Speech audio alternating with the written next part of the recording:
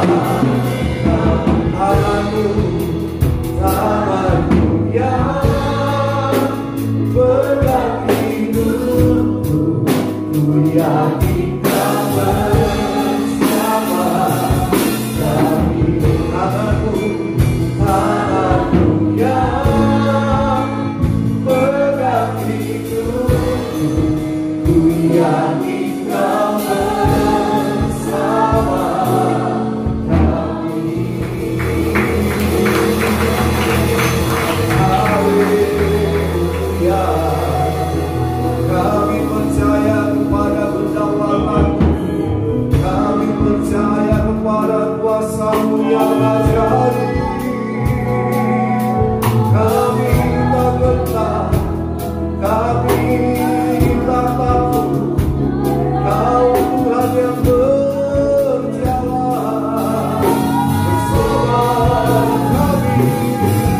Kau yang memegang erat tangan kami.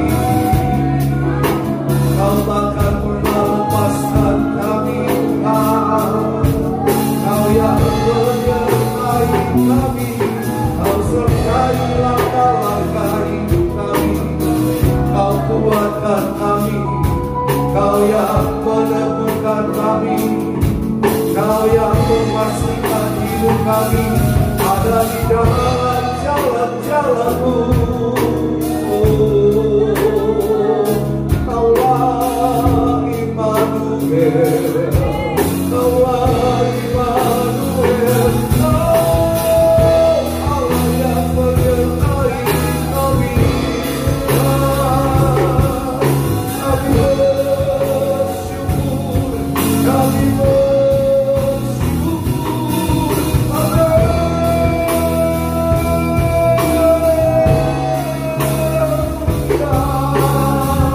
Hosana bagimu, hosana bagimu. Kami berterima kasih Yesus. Kami buka hati kami untuk firman. Kuatkan dan teguhkan kami. Kami percaya kepadamu Tuhan. Terima kasih Yesus. Bahkan saat firman-Mu disampaikan, kuasa-Mu bekerja, kuasa-Mu menjamahkan. Roh Kudus bekerja di tempat-tempat kami. Mari Tuhan, nyatakan secara benar. Kami butuh Engkau Roh Kudus. Kami butuh Tuhan Yesus. Terima kasih. Berbicaralah kepada kami secara pribadi. Selipkan mata rohani kami. Bukakan telinga rohani kami. Hati pikiran kami taklukkan di bawah kuasa otoritas firman-Mu. Berbicara, sembuhkanlah setiap kami, pulihkan kami, terobosi hidup kami, dan tegurlah kami Tuhan. Terima kasih Tuhan Yesus. Kami menikmati firman-Mu. Dalam nama Tuhan Yesus yang percaya katakan amin. Shalom, haleluya. Puji Tuhan. Ya. Mari kita lihat bersama Yohanes 1 ayat yang ke-12. Yohanes pasal yang pertama ayat yang ke-12. Ya, ini malam terakhir sebelum saya berangkat kembali ke Makassar. Ya. Yohanes 1 ayat yang ke-12, kita akan belajar bersama-sama dari ayat ini. Mari kita bangkit berdiri. Kita baca dengan suara yang keras, yakin dan percaya. Amin. Amin. Oke. Yohanes 1 ayat 12. 1, 2, 3. Tetapi semua orang yang menerimanya diberikan kuasa untuk menjadi anak-anak Allah, yaitu mereka yang percaya dalam namanya. Haleluya. Silakan duduk. Haleluya. Bahwa kita yang percaya di dalam Yesus, kita yang percaya di dalam kuasanya, di dalam namanya, kita diangkat menjadi anak-anak Allah. Amin. Dan siapa yang menerima Yesus Kristus sebagai Tuhan dan Juru Selamat pribadi, ia mengundang dia membuka hati. Ku buka hati untuk Roh-Mu Tuhan. Ku buka hati menyembahmu Yesus. Kita buka hati. Amin. Kita terima Yesus sebagai Tuhan dan Juru Selamat pribadi kita. Kita jadikan Dia Tuhan dan Raja kita. Maka kita diberikan kuasa untuk menjadi anak-anak Allah. Mereka yang percaya di dalam nama-Nya. Berarti kita semua ini yang ada di tempat ini maupun saudara-saudara kita yang lain di luar sana, orang sesama yang percaya kepada Tuhan, kita adalah saudara. Amin. Kita adalah saudara seiman. Amin. Amin. Saya, saudara, dan semua kita adalah saudara seiman karena kita adalah anak-anak Allah. Bapa kita adalah Allah. Amin. Nah, kalau kita saudara berarti mari kita harus lakukan apa? Bergandengan tangan dalam kasih, dalam satu hati, berjalan dalam terang kasih Tuhan. Katakan, Kau saudaraku, Kau saudaraku, tiada yang dapat memisahkan kita. Kau saudaraku, Kau sahabatku, tiada yang dapat memisahkan kita. Amin. Amin. Seharusnya terjadi demikian, kan? Bukan kaulah bombeku, kaulah binciku, bukan. Ya, karena kita saudara seiman. Kita anak-anak Allah. Posisi kita sama, level kita sama. Amin. Amin. Dan kita sama-sama yang akan menerima hak waris kerajaan Allah. Kita anak-anak Allah. Kenapa kita menjadi anak-anak Allah? Karena kita telah menerima Dia, Bapa kita. Dan Bapa kita telah mengangkat kita dari lumpur dosa oleh karena Yesus. Yesus mengangkat kita. Yesus menolong kita. Bahkan Dia mengampuni dosa kita. Dia mengampuni hidup kita. Dia menebus kita dari dosa. Bukan dosa yang ditebus. Ya. Kalau dosa yang ditebus banyak nanti dosa-dosa di kerajaan Allah nanti. Tapi hidup kita, saya dan saudara telah ditebus. Bahkan Roma berkata, coba kita lihat bersama-sama. Roma pasal yang ke-8. Roma pasal yang ke-8. Ayat yang pertama, kita akan lihat satu persatu. Demikianlah sekarang tidak ada penghukuman bagi mereka di dalam Kristus Yesus. Bahwa di dalam Yesus Kristus ada kebebasan, ada kelegaan. Tidak ada lagi penghukuman dosa yang akan membuat kita tidak bisa melakukan apa-apa. Kita terjerat, kita ibaratnya terpenjara oleh karena dosa. Tapi karena Kristus, dikatakan tidak ada lagi penghukuman bagi mereka yang ada dalam Kristus. Sebab Roh yang memberi hidup telah memerdekakan kamu dalam Kristus dari hukum dosa dan hukum maut. Roh itu telah memerdekakan kita. Siapa Roh itu? Roh Kristus telah memerdekakan kita. Dia telah melepaskan kita dari kutuk-kutuk dosa. Firman Tuhan katakan, terkutuklah orang yang tergantung di kayu salib. Dia terkutuk demi kita. Dia disalibkan demi kita. Dia menanggung semua kutuk-kutuk dosa kita. Dia Yesus Kristus yang mengasihi kita. Dan kalau kita telusuri selanjutnya, hukum-hukum apa yang mengekang kita? Terkadang kita masih terkontaminasi dengan hukum agama. Kita masih terkontaminasi kekristenan kita dengan ritual-ritual. Seolah-olah ritual itu yang membuat kita dekat dengan Allah. Kalau masuk gereja harus tenang, jalannya pelan, duduk, seolah-olah tidak ada kehidupan. Ya kan? Itu manusia yang bikin. Liturgi itu dibuat oleh manusia. tapi roh itu memerdekakan kita. Amin. Yes.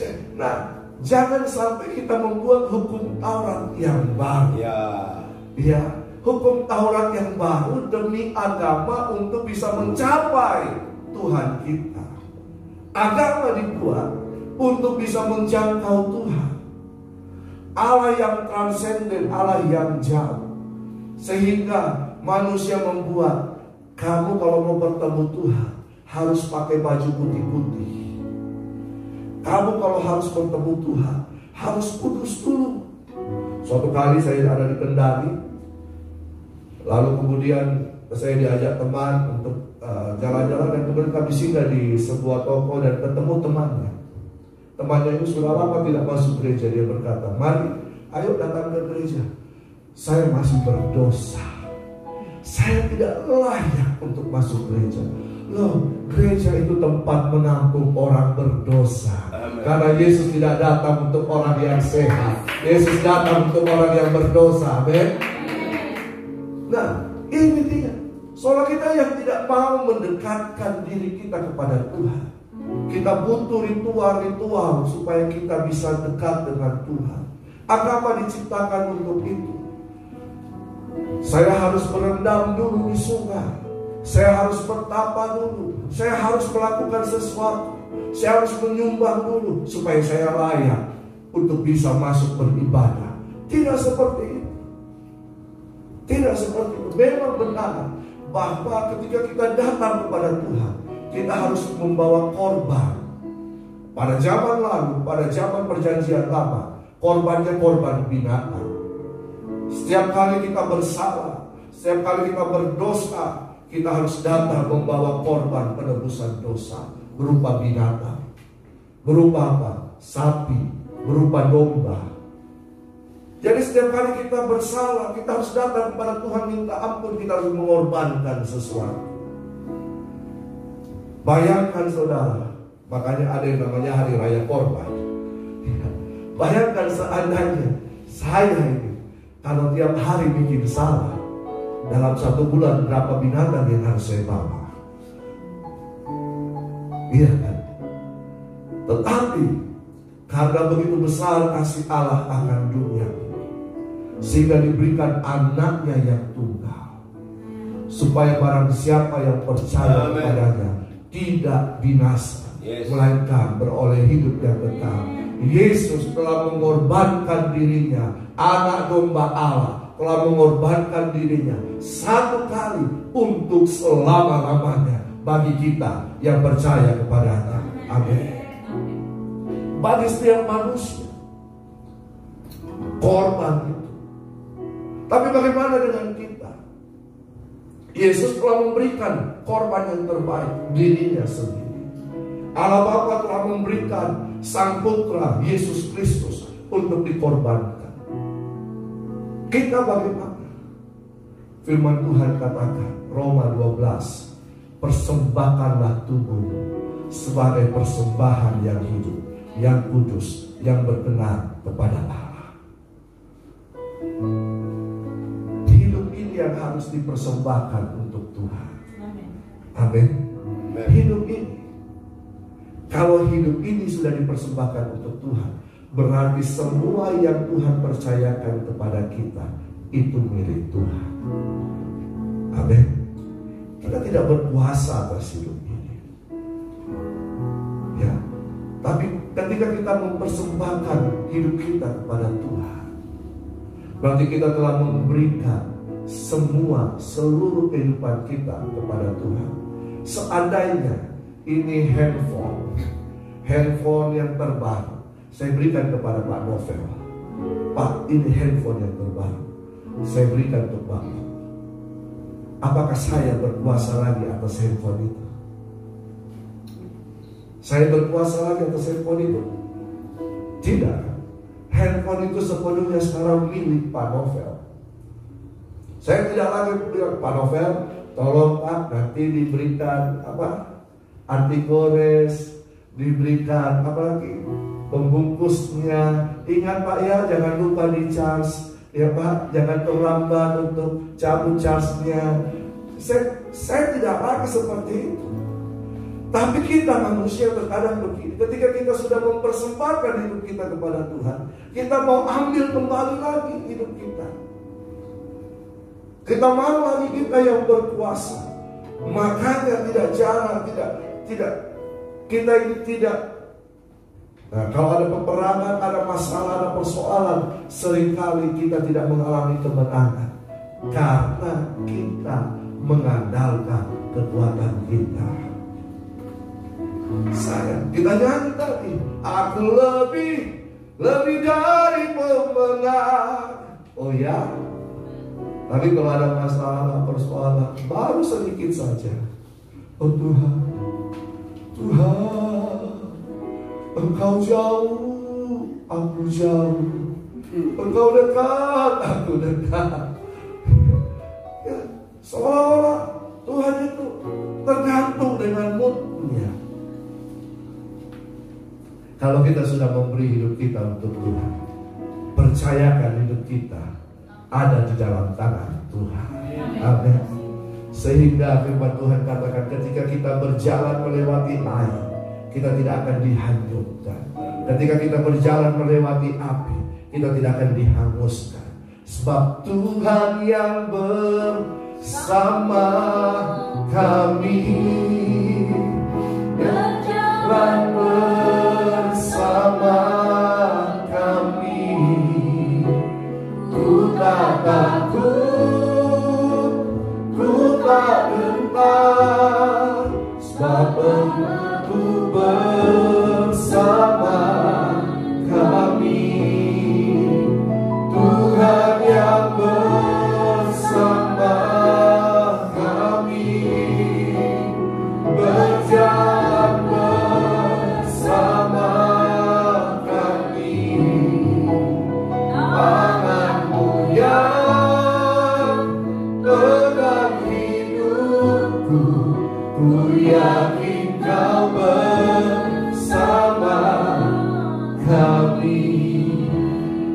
Saya sangat jarang memberikan kesaksian pribadi, tapi kali ini saya ingin menceritakan kesaksian yang unik, yang lucu.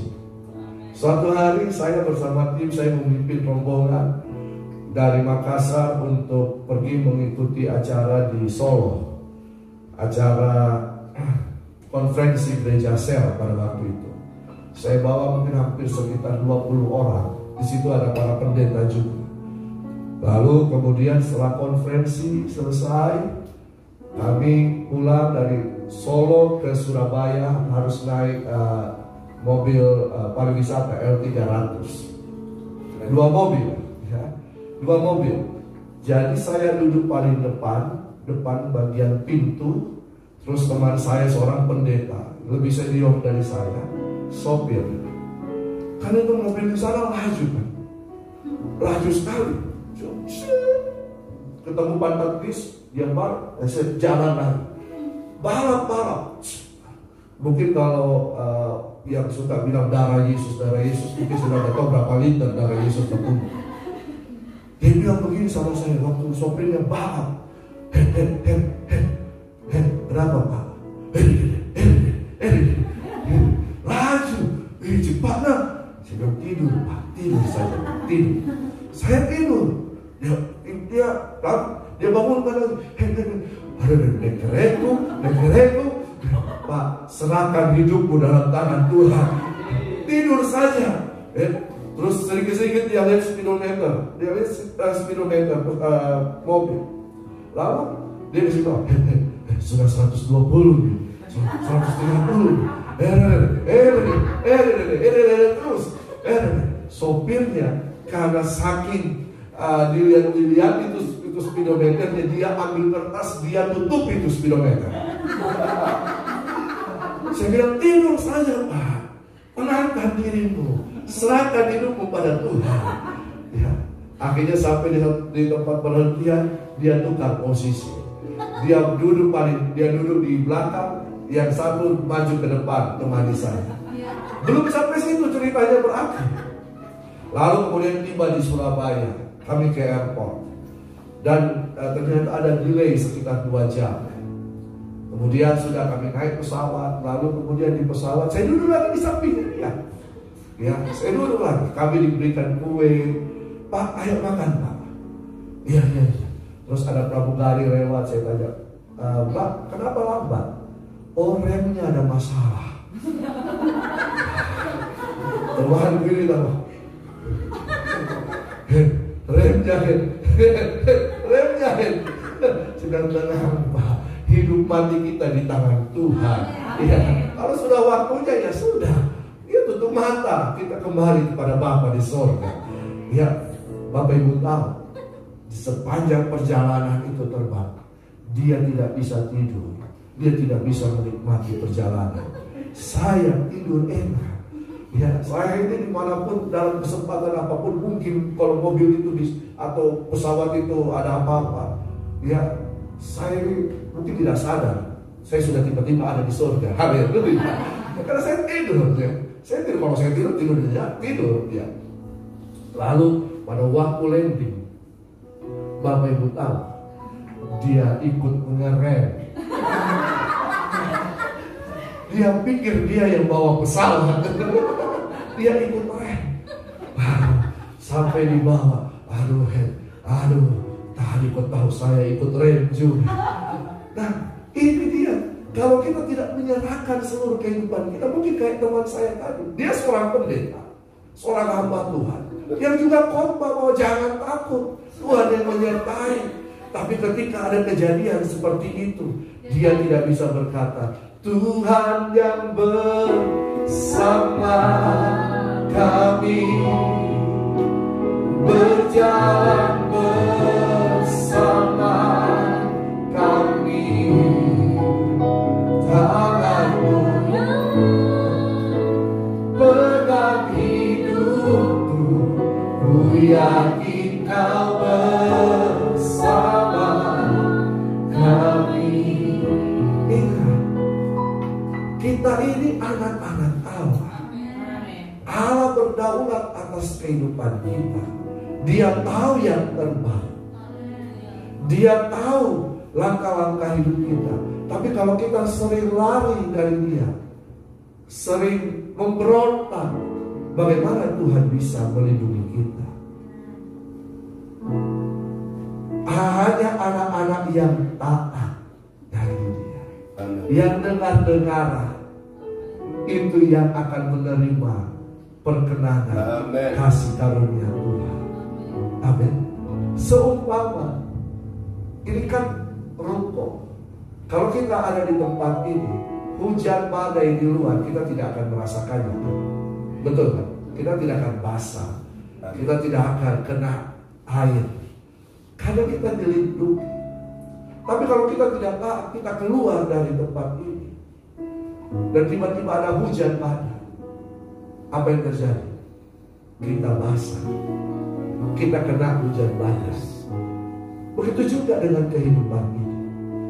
Kalau kita ada di dalam naungan Tuhan, firman Tuhan katakan begini, rumah kediaman orang benar itu, Mazmur 91 itu dikelilingi oleh malaikat Tuhan. Malaikat itu berjaga-jaga. Tapi kalau kita keluar lompat dari pagar perlindungan Tuhan, kita akan diterkam oleh musuh. Kita akan diterkam oleh binatang buas. Karena itu minta selalu. Dia Allah Immanuel. Kenapa dia dikatakan Immanuel? Apakah itu kebetulan? Tidak. Tuhan tidak kebetulan. Dia Allah Immanuel. Immanuel. Allah menyertai. El itu Allah. Manunggal, penyertaan Allah. Kita ini disertai, bukan disertai hanya di depan saja, bukan hanya disertai di samping kita, bukan hanya disertai di belakang kita, tetapi kata Immanuel, dia menyertai dari dalam hidup kita dan di luar hidup kita.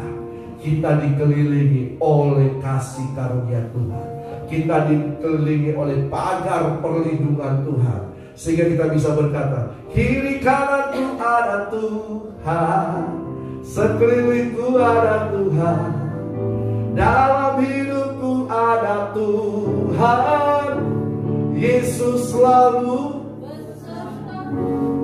Amin. Amin. Bukan di luar saja, tetapi di dalam. Yes. Karena keselamatan dan lahir baru itu berbicara roh kita ini diperbaharui. Allah berdiam di dalam kita. Allah meninggal di dalam kita. Yohanes 15 berkata, kalau kamu di dalam aku di dalam kamu. Kamu di dalam aku di dalam kamu. Berarti inside out Yesus ada. Bahkan dikatakan kalau Yesus ada, the hope of glory itu ada di dalam kita. Pengharapan itu akan kemuliaan yang nanti Tuhan siapkan, itu ada di dalam kita. Nah, tapi bagaimana kita bisa keluar dari celah, dari penjagaan Tuhan? Kalau kita kembali menaklukkan hidup kita di bawah kuasa dosa, kita membuka celah untuk dosa, maka iblis itu akan langsung masuk menghancurkan kehidupan kita.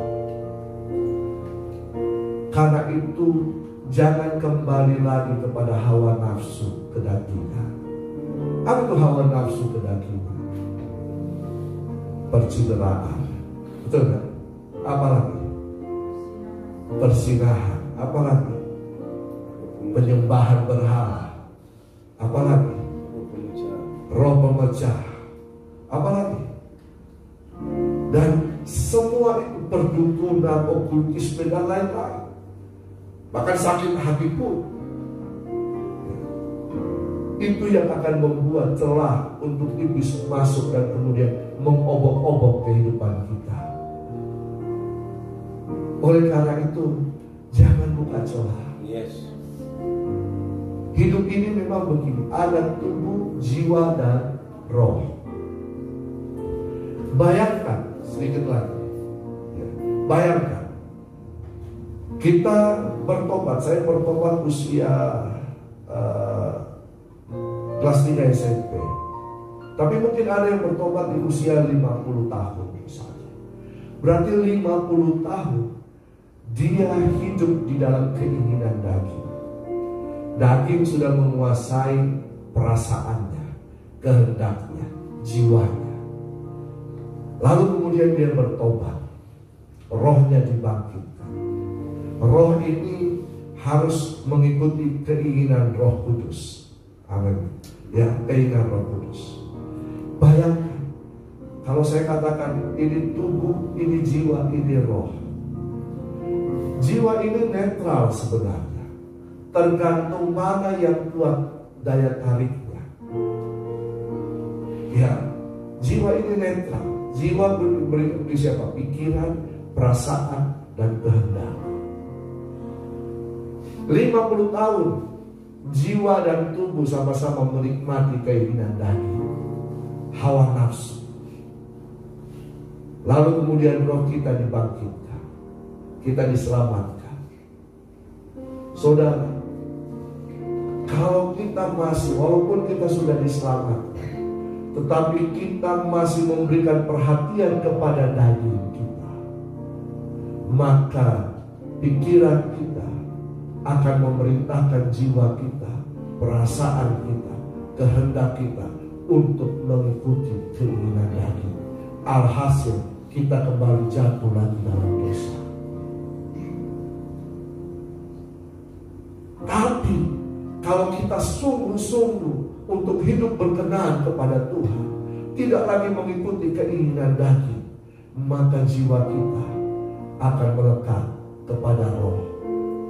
Sehingga apa yang kita pikirkan, apa yang kita rasakan, apa yang kita lakukan adalah kehendak Tuhan.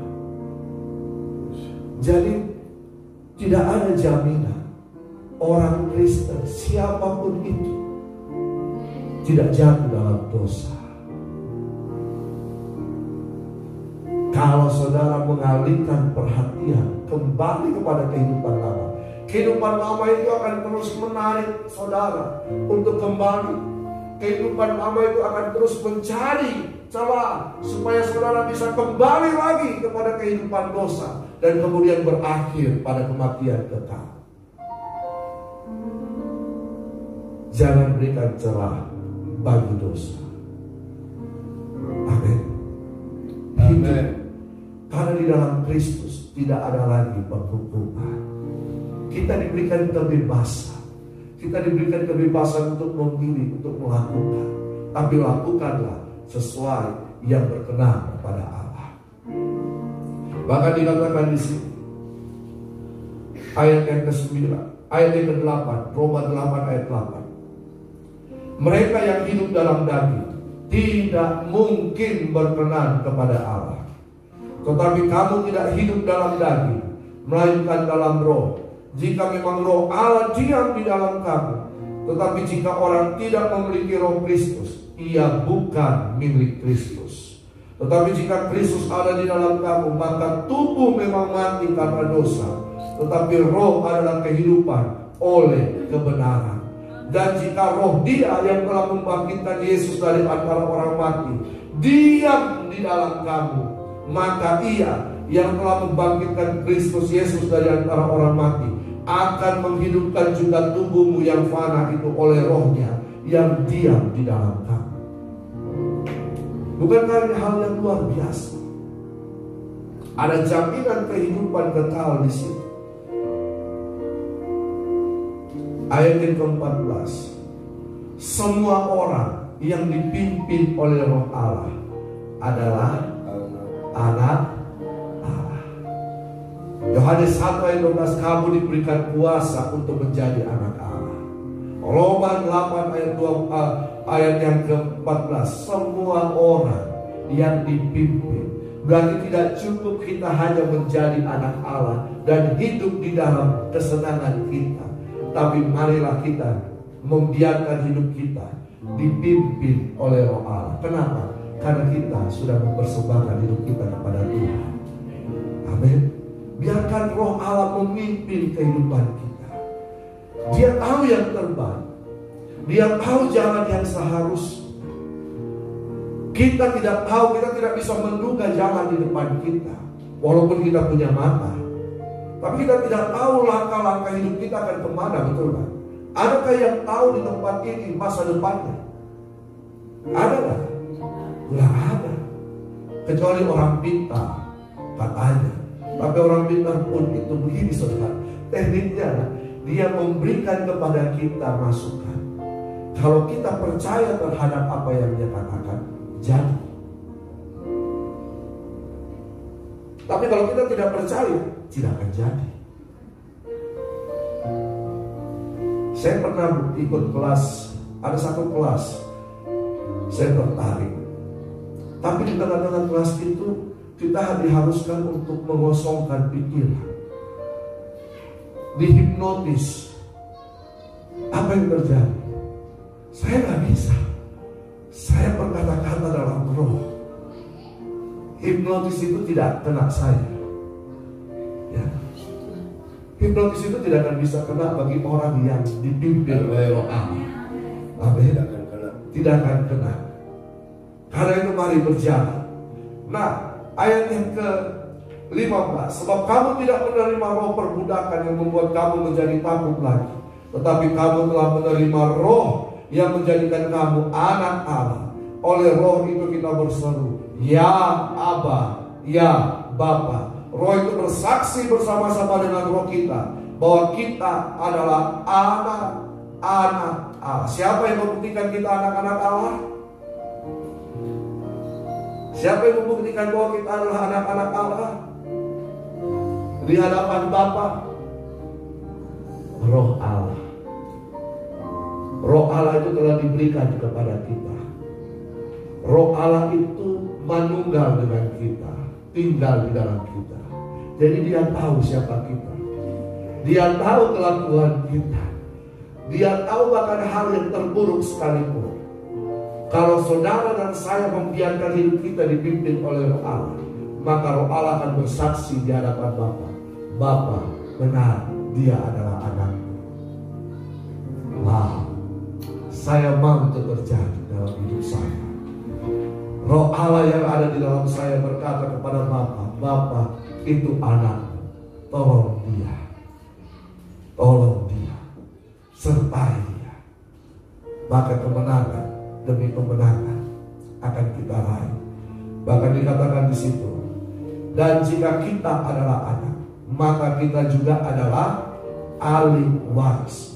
Maksudnya orang-orang yang berhak menerima janji-janji Allah, yang akan menerimanya bersama-sama dengan Kristus, yaitu jika kita menderita bersama-sama dengan Dia, supaya kita dipermuliakan bersama-sama dengan Dia. Luar biasa, luar biasa. Saya bersyukur kepada Tuhan bahwa saya adalah anaknya. Saya bersyukur kepada Tuhan bahwa langkah-langkah hidup saya dipimpin oleh Tuhan. Bahkan saya bersyukur tidak ada yang dapat memisahkan saya dengan kasih Kristus. Bahkan dikatakan ayat 31, sebab itu apakah yang akan kita katakan tentang semuanya itu? Jika Allah di pihak kita, siapakah yang akan melawan kita? Siapa yang akan melawan kita? Siapakah orang yang akan menggugat orang-orang pilihan Allah, anak-anak Allah? Allah yang telah membenarkan kita, Allah yang telah membenarkan saya dan saudara. Siapa yang akan menghukum kita? Tidak ada. Bahkan dikatakan di situ, siapa yang akan memisahkan kita dari kasih Kristus? Penindasan, kesesakan, penganiayaan, kelaparan, ketelanjangan, bahaya, atau pedang? Tidak ada. Kalau saudara dan saya hidup benar menjadi anak-anak Allah. Amin. Amin. Amin. Saya menantang saudara malam hari ini, jadilah anak-anak Allah. Berikan hidupmu kepada Yesus Kristus total. Jangan setengah-setengah. Jangan setelah kau berikan, kau lagi yang mengambilnya, mengatur hidupmu. Engkau bisa berkomunikasi dengan Roh Kudus. Roh Kudus, tolong saya. Apa yang harus saya kerjakan hari ini? Roh Kudus, bimbing saya. Saya ada negosiasi bisnis. Roh Kudus, tolong saya. Roh Kudus, kemana yang saya harus pilih? Roh Kudus, apa yang harus saya kerjakan? Bersekutu dengan Roh Kudus. Bersekutu dengan Roh Kudus. Maka kita lihat pimpinan Tuhan, anugerah Tuhan sempurna. Haleluya. Haleluya. Haleluya. Yesus, buka hati, datang pada Tuhan.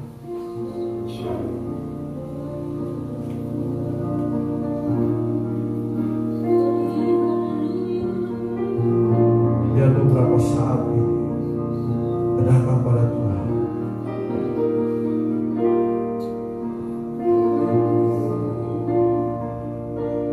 Yesus,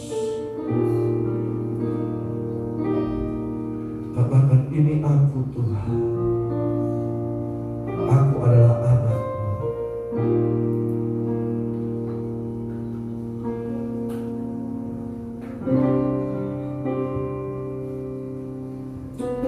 Terima kasih Yesus. Ku mau cintai Yesus selamanya. Ku mau cintai Yesus selamanya. Meskipun badai silih berganti dalam hidupku, ku tetap cinta Yesus selamanya. Ya Aba Bapa, ya Aba Bapa, ini aku anak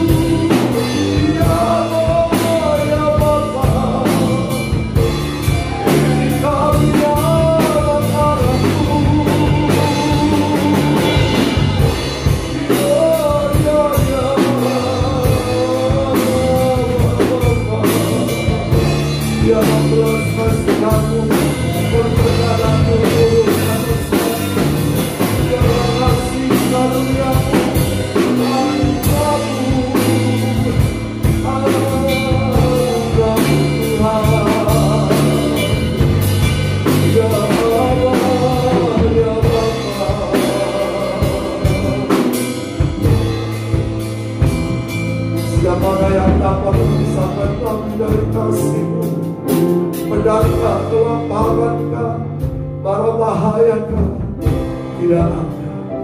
Kalau Engkau ada di dalam kami, kami di dalam Engkau. Engkau Tuhan, kami lebih daripada teman. Terima kasih Yesus. Terima kasih Tuhan. Terima kasih Bapa.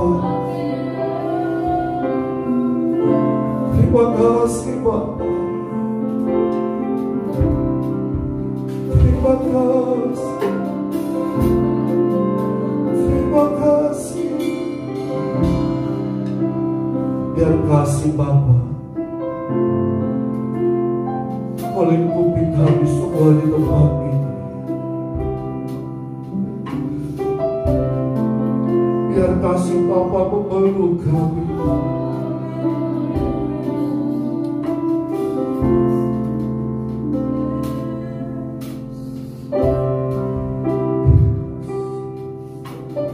Kasih Bapa surgawi. Kasih Bapa.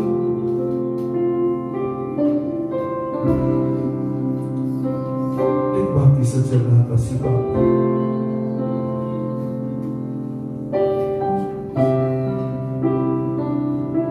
Biar kau merasakan pelukan kasih Bapa. Bapa di surga, ada di tengah-tengah malam ini. Dia ada di tengah-tengah, dan dia berkata, marilah anakku, marilah, hai kamu yang letih lesu dan berbeban berat, marilah, marilah datang kepadaku. Lihat tangannya terbuka. Lihat tangannya terbuka untuk menyambutku. Nikmati kasih Bapa.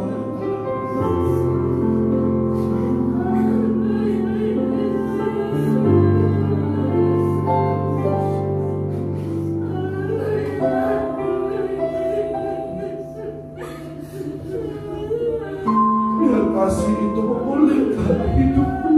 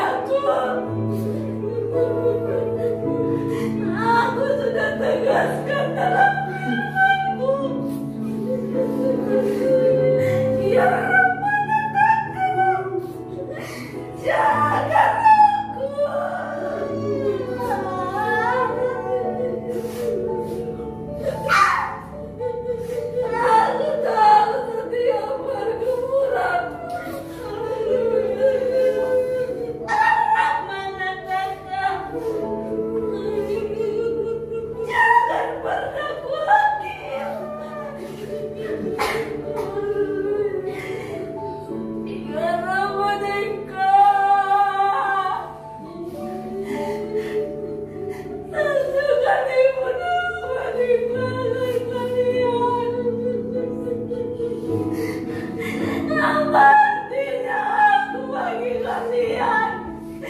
Jika aku meninggalkan kalian, nyarang mata karaya sakara mata kanana,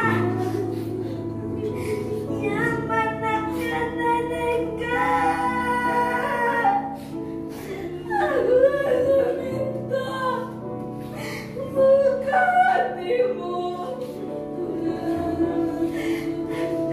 Aku hanya tinggal di hati yang terbuka. Aku hanya tinggal di hati yang terbuka. Ya mana takkan yang sakit mana? Memberikan yang sakit yang mendatangkan nama bapak.